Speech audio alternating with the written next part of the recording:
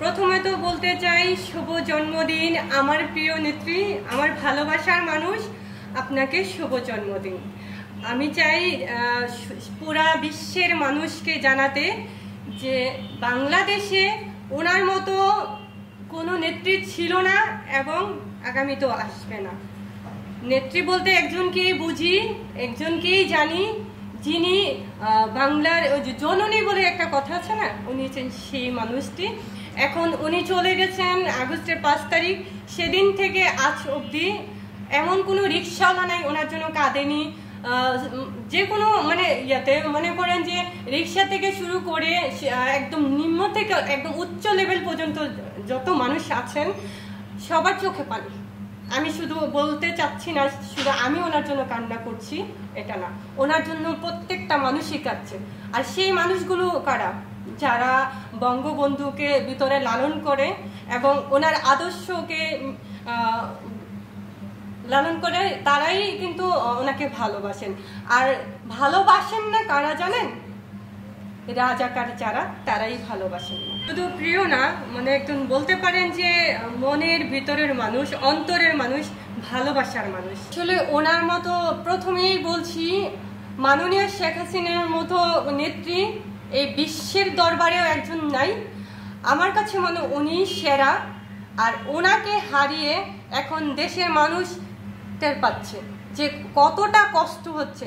আপনি দেখেন একদম নিম্ন শ্রেণী থেকে উচ্চ যারা আছে সবার একটাই চাওয়া উনি যেন ফিরে আসে। এটা আমিও চাই মন থেকে, আমার নেত্রী যেন ফিরে আসে সম্মানের সাথে। কিছু মানুষ বলতে তো সেটাই বুঝি, রাজাকার যারা তারাই তো ওনাকে বিরোধিতা করছে, ওনার সাথে খারাপ আচরণ করছে, তাকে নিয়ে বাজেভাবে কথা বলছে। আর যারা ভালো মানুষ, আর ভালো মানুষ বলতে আমরা এটাই বুঝি বঙ্গবন্ধুর সৈনিক যারা, বঙ্গবন্ধুর আদর্শ যারা নিয়ে চলে, তারা কিন্তু ওনাকে অনেক ভালোবাসে। এবং সাধারণ মানুষ বলতে পারেন যে সারা দেশের মানুষ ওনাকে প্রচন্ড রকমের ভালোবাসে। আসলে আমি ওনাকে আমার মায়ের জায়গায় রেখেছি। তো মাকে ভালোবাসতে তো টাকা পয়সা লাগে না, কারণ প্রত্যেকটা সন্তানই তার মাকে ভালোবাসা উচিত আমি মনে করি। তো ওনাকে আমি আমার মায়ের মতো দেখি, আর আমি ওনাকে আমার মাই মনে করি, মায়ের মতো দেখি বললেও ভুল হবে, কারণ ওনাকে আমি প্রচন্ড রকমের ভালোবাসি। আমার ভালোবাসার জায়গা থেকেই আমি ওনার প্রতি সম্মান, শ্রদ্ধাবোধ বলতে ভালোবাসা সব কিছু। কারণ আমি ওনার কাছ থেকে কোনোদিন 1 টাকা খাইনি, এটা আমি বলতে পারি গর্বের সাথে। জানি না আমার কথাগুলো উনি শুনবেন কিনা, তবে আমি বলতে চাই, জননী জননী জননী, আমি আপনাকে অনেক ভালোবাসি, ভালোবাসি, ভালোবাসি, প্রচন্ড রকমের ভালোবাসি। আমি চাই আপনি সম্মানের সাথে এই দেশ যতদিন বেঁচে থাকবেন আপনার হাতেই যেন থাকে, আপনি দায়িত্ব নেবেন, এটা আমার চাওয়া আপনার কাছে। আমার জননীকে বলতে চাই আপনাকে শুভ জন্মদিন। আপনি অনেক বেশি ভালো থাকবেন, সুস্থ থাকবেন, সুন্দর থাকবেন, আগামীতে আমাদের সাথেই থাকবেন। যতদিন বেঁচে থাকবেন ততদিন আমাদের সাথেই থাকবেন, এটাই আমার চাওয়া। এটা নিয়ে বলতে চাই, কারণ কিছুদিন আগে যখন বন্যা হয়েছিল তখন বলছে যে আমার নেত্রী নাকি ওই দেশে গিয়ে বলছে বন্যা পানি ছেড়ে দিতে।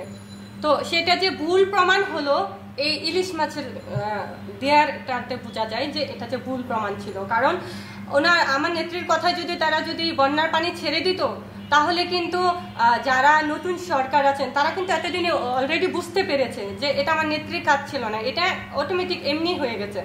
আর ওনার আগে তো আমার নেত্রী যখন ইলিশ মাছ দিয়েছে, আমার দেশের মানুষের কথা ভেবে দিয়েছে না আমরাও যেন খেতে পারি, বাংলাদেশের মানুষও যেন খেতে পারে। এখন চাকরি খুঁজতে এসে সরকারকে বলতে চাই, আপনারা কিন্তু আমাদের দেশের মানুষ যে খাবে ইলিশ সেটা ভাবেননি, আপনারা আমার নেত্রী যেটা মানে অনেক বেশি দিয়েছেন। তো আপনারা মানে কোন কারণে বা কি লাভে বা কোন ইয়েতে দিচ্ছেন আমি জানি না, আসলে এই ব্যাপারে আমি বলতে চাচ্ছি না। আমার কাছে মনে হচ্ছে সেটা মনে হয় যে ওনারা চাচ্ছে যে আমার নেত্রীর চাইতে ওনাদের সাথে ভালো সম্পর্ক করার জন্য।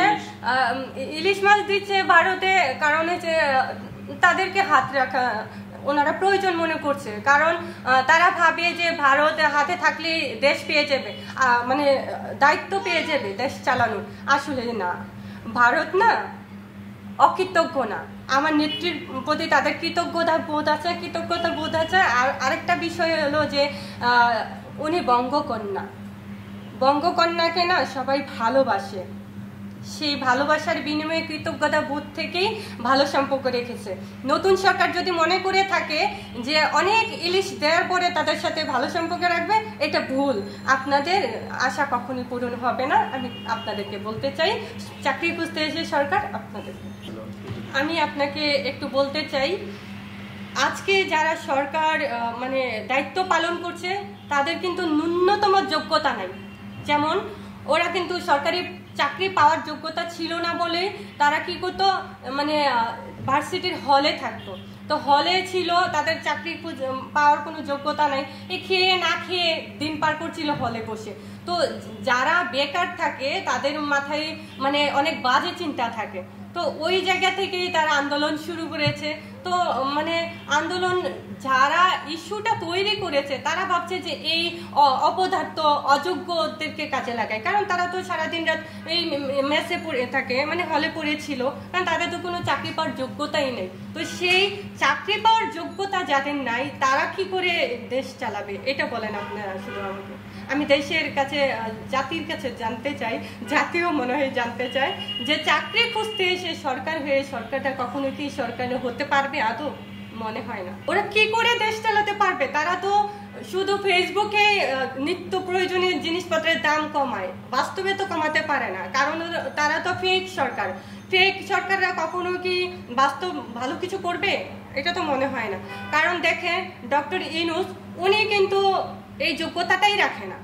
কারণ কি, সেই যে মানে কি বলবো, খারাপভাবে বলতে হয় বা অনেকে খারাপভাবেই নিবে। যেমন উনি কি করে, ওনার পদবিটা মানুষ কি দিয়েছে, যে উনি যে কি ঘুষখোর বলে, আরো অনেক ধরনের কথা আছে যেটা